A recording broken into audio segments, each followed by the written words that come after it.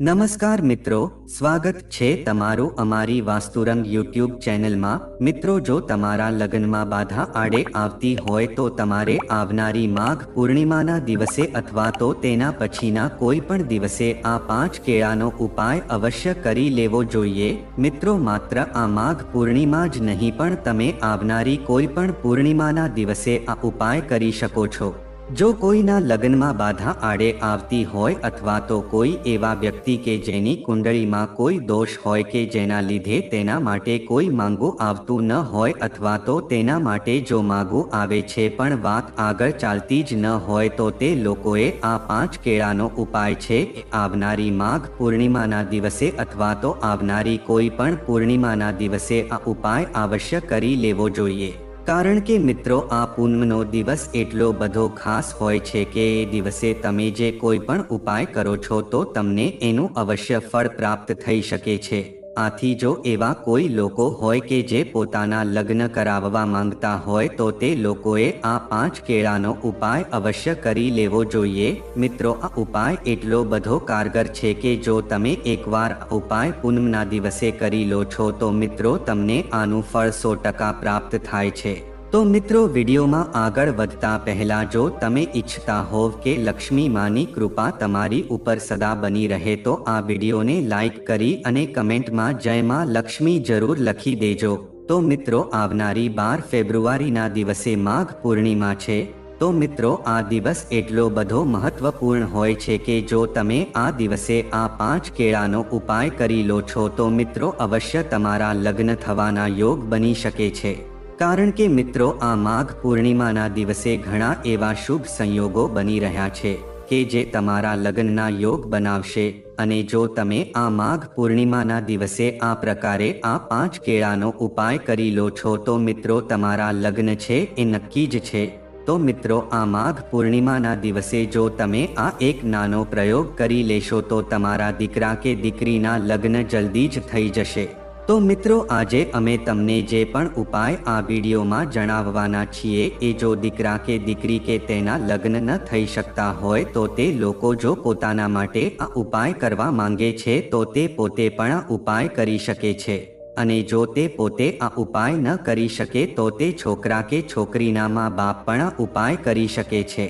ક્યારેક એવું થતું હોય છે કે આજના આધુનિક યુગમાં છોકરા કે છોકરી પાસે આટલો બધો સમય નથી હોતો, આથી તે આ ઉપાય કરી શકતા નથી અને તેની ઉંમર એમ જ જતી રહે છે। આથી જો તેના મા બાપ તેના છોકરા કે છોકરી માટે આ ઉપાય કરવા માંગે છે તો તે આ ઉપાય આરામથી કરી શકે છે। જો તે તેના દીકરા કે દીકરી માટે આ માઘ પૂર્ણિમાના ખાસ દિવસ ઉપર આ ઉપાય કરી લેશે તો મિત્રો અવશ્ય તેના છોકરા કે છોકરીના લગ્ન થવાના યોગ બનશે। અર્થાત તેના માટે જો માગું નહીં આવતું હોય તો તેના માટે અવશ્ય માગું આવી જશે। મિત્રો, લગ્ન ન થવાનું કારણે હોય છે કે જન્મ કુંડળીમાં ગ્રહ અને નક્ષત્રના અમુક એવા દુર્યોગો બની જાય છે કે જેના લીધે લગ્નમાં લગાતાર વિલંબ થઈ શકે છે। તેમજ જન્મ કુંડળીનો ભાવ અથવા તો સપ્તમ ભાવનો સ્વામી જે હોય છે કે જો પાપ પ્રભાવમાં આવી જાય છે તો મિત્રો લગ્નમાં બહુ મોડું થઈ શકે છે। એટલે કે તે વ્યક્તિ ઉપર જો આવું થાય તો તેના લગ્ન ક્યારેય થઈ શકતા નથી। પણ જો એવું થશે કે તેના માટે માગું તો આવશે અને વાત આગળ ચાલશે પણ તે સંબંધ છે એ લગ્ન સુધી નહીં પહોંચી શકે। એટલે કે મિત્રો, કોઈ પણ સંબંધ છે એ સફળતા સુધી પહોંચી ન શકે, વચ્ચે જ અટકી જશે। અને મિત્રો, ઘણીવાર એવું પણ થતું હોય છે કે ઘણીવાર સંબંધ પાકો જ થઈ જાય છે પણ છેલ્લે અમુક એવી વાત વચ્ચે આવે છે કે જેનાથી આ સંબંધ છે તૂટી જતો હોય છે। એટલે કે સગાઈ તૂટી જતી હોય છે। ક્યારેક છોકરા વાળાના પાડી દે છે તો ક્યારેક છોકરી વાળાના પાડી દેતા હોય છે। તેમજ છોકરા કે છોકરી જોવા વાળા આવશે તે જોઈને જતા રહેશે પણ વાત આગળ ચાલી નહીં શકે અને ક્યારેક તમે એવું પણ લાગશે કે હવે આ સગાઈ છે એ નક્કી થઈ જશે પણ એ વાત ત્યાં જ અટકી જતી હોય છે। એટલે કે મિત્રો, સામેવાળા બાજુથી તમને કોઈ પણ પ્રકારનો પોઝિટિવ જવાબ મળી શકતો નથી। અમુક એવા પણ માગા આવશે કે જે તમારા લાયક નહીં હોય તો તમે પોતે જ ના પાડતા રહેશો અને તમારી ઉંમર એમ જ વધતી રહેશે।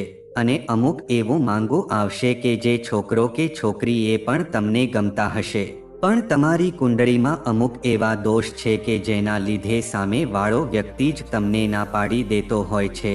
અને ક્યારેક મિત્રો એવું પણ બનતું હોય છે કે તમારા દીકરા કે દીકરી જોવામાં બહુ સુંદર હોય છે, સારામાં સારી નોકરી અથવા તો ધંધો કરતા હોય છે, પણ તેમ છતાં તેના લગ્નમાં બહુ બાધા આડે આવતી હોય છે.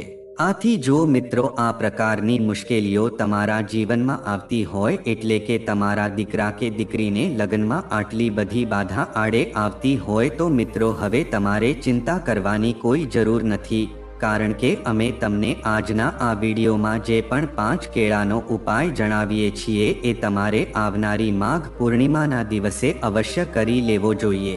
મિત્રો માત્ર માઘ પૂર્ણિમાના દિવસે જ નહીં, પણ તમે વર્ષમાં આવનારી કોઈ પણ પૂનમના દિવસે જો આ ઉપાય કરો છો તો મિત્રો તમારા લગ્ન થવાના યોગ બની શકે છે.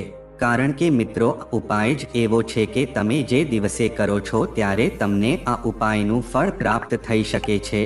તો મિત્રો આવો હવે આપણે આ ઉપાય વિશે આગળ વધીએ. પણ મિત્રો આ ઉપાયમાં આગળ વધતા પહેલા જો તમે હજી સુધી આ વિડીયોને લાઈક ના કર્યો હોય તો આ વિડીયોને એક લાઈક જરૂર કરી દેજો, અને આ ચેનલને સબસ્ક્રાઇબ ના કરી હોય તો આ વાસ્તુરંગ ચેનલને એકવાર સબસ્ક્રાઇબ જરૂર કરી દેજો, કે જેથી કરીને આવા જ લગ્નના ઉપાય તેમજ વાસ્તુશાસ્ત્ર અને લગતા ઉપાય તમને દરરોજ મળતા રહે. તો મિત્રો આવનારી 12 ફેબ્રુઆરીના દિવસે માઘ પૂર્ણિમાનો દિવસ છે. મિત્રો આ દિવસ એટલો બધો શુભ છે કે જો તમે આ દિવસે આ એક લગ્ન માટેનો 5 કેળાનો ઉપાય કરી લેશો તો મિત્રો તમારા દીકરા કે દીકરીના લગ્ન છે એ જલ્દી જ થઈ શકે છે. અને જો તેના માટે માગું નહીં આવતું હોય તો તેના માટે અવશ્ય માગું આવી જશે. અને મિત્રો આ એવું માંગવું હશે કે જેવો તમે પોતે જ જીવનસાથી વિચારતા હશો એવું માગું તમારા માટે આવી જશે.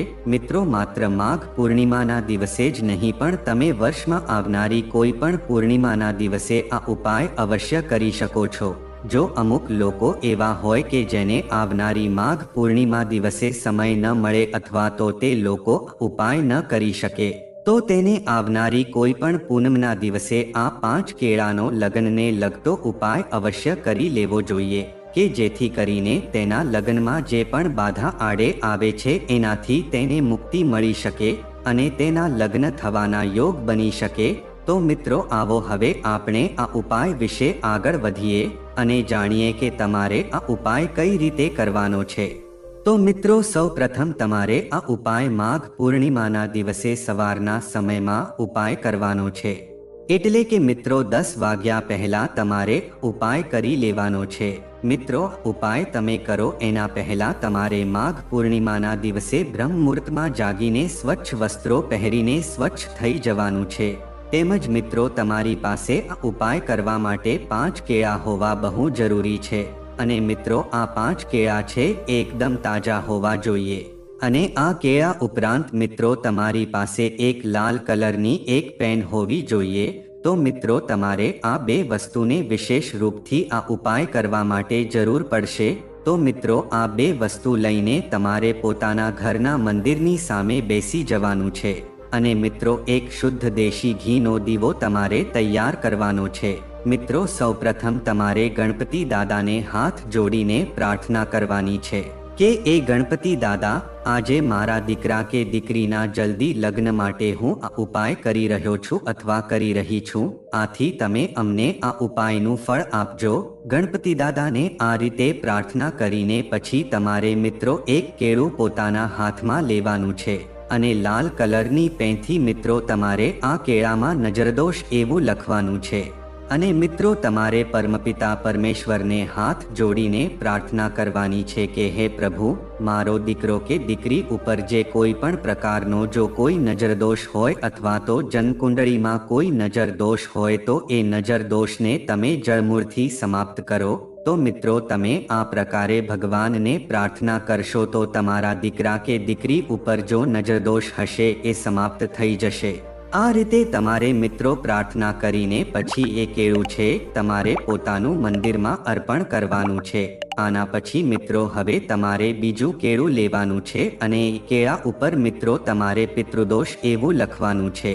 અને મિત્રો પરમપિતા પરમેશ્વરને તમારે હાથ જોડીને પ્રાર્થના કરવાની છે કે હે પ્રભુ, મારા દીકરા કે દીકરીની જન્મકુંડળીમાં જે કોઈ પણ પ્રકારનો પિતૃદોષ હોય કે જેના લીધે તેના લગ્ન થઈ શકતા નથી અને તેના લગ્નમાં બાધા આડે આવે છે, તો ઉપાય કરવાથી એ પિતૃદોષનું નિવારણ થઈ જશે અને જલ્દી જ તેના લગ્ન માટેના યોગ બની જશે.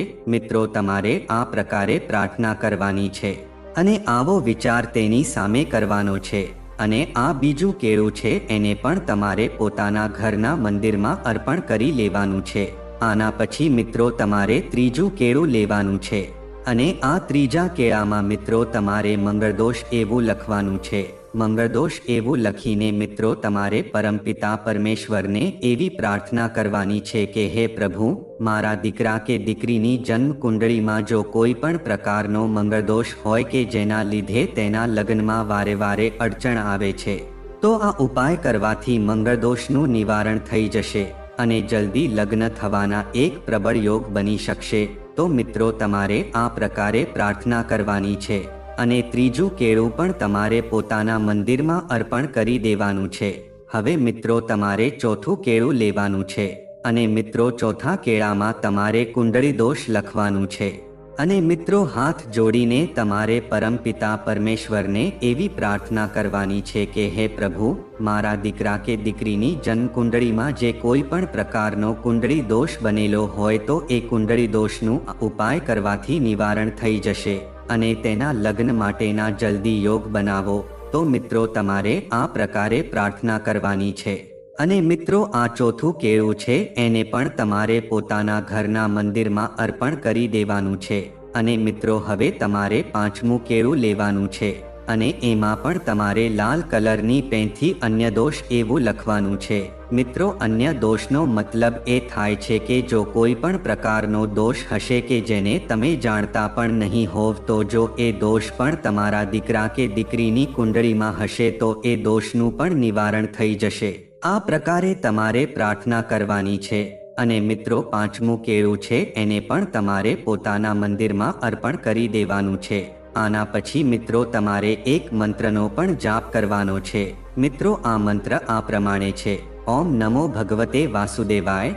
તેમજ મિત્રો આ મંત્રની એક માળા પણ તમારે કરવાની છે. મિત્રો એક માળા એટલે કે આ મંત્રનો જાપ તમારે 108 વાર કરવાનો છે. જો મિત્રો તમારી પાસે આટલો બધો સમય ન હોય તો મિત્રો તમારે માત્ર 21 વાર આ મંત્રનો જાપ જરૂર કરવો જોઈએ. એના પછી મિત્રો પરમપિતા પરમેશ્વરને એટલે કે મિત્રો વિષ્ણુ ભગવાનને તેમજ લક્ષ્મી માતાને ફરીવાર હાથ જોડીને પોતાના દીકરા કે દીકરી માટે જલ્દી લગ્ન થાય એના માટે તમારે પ્રાર્થના કરવાની છે. જો છોકરો કે છોકરી પોતે આ ઉપાય કરી રહ્યા હોય તો મિત્રો તમારે આ પ્રકારે જ ઉપાય કરવાનો છે. તો મિત્રો તમે જે પણ 5 કેળા પોતાના મંદિરમાં અર્પણ કરેલા છે, 5 કેળા તમારે લઈને પોતાના ઘરની આજુબાજુમાં જો ગાય માતા હોય તો મિત્રો તમારે આ 5 કેળા પોતાની મનોકામનાનું સ્મરણ કરીને પછી ગાય માતાને આ 5 કેળા ખવડાવી દેવાના છે. જો મિત્રો તમે એક જ ગાય માતાને આ 5 કેળા ખવડાવવા માંગો છો તો પણ ઉપાયનો ફળ તમને મળે છે. અને જો તમને અલગ અલગ ગાય માતા જોવા મળે છે તો તમે અલગ અલગ ગાય માતાને આ એક કેળું ખવડાવી શકો છો. તમે જે પણ ગાયને આ કેળું ખવડાવો ત્યારે એના આશીર્વાદ લેવાના અને સાથે જ તમારા લગ્ન માટેની પણ પ્રાર્થના કરવાની છે.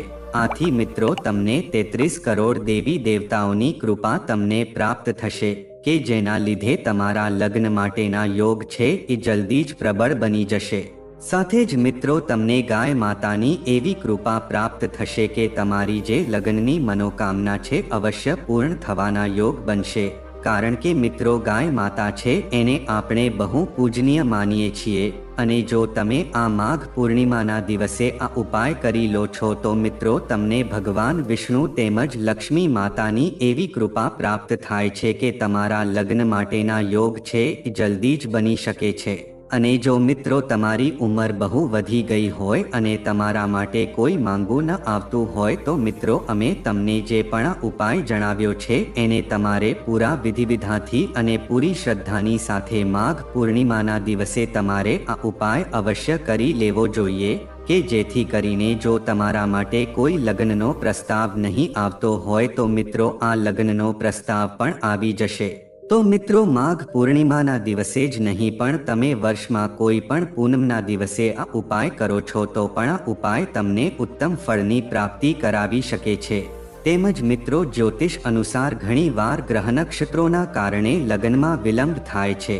ઘણી વખત લગ્નની વાત પાકી થઈ જવા પર પણ લગ્ન અટકી જાય છે. એવામાં કેટલાક ઉપાય લગ્નમાં આવનારી બાધાઓને દૂર કરવામાં મદદગાર થઈ શકે છે.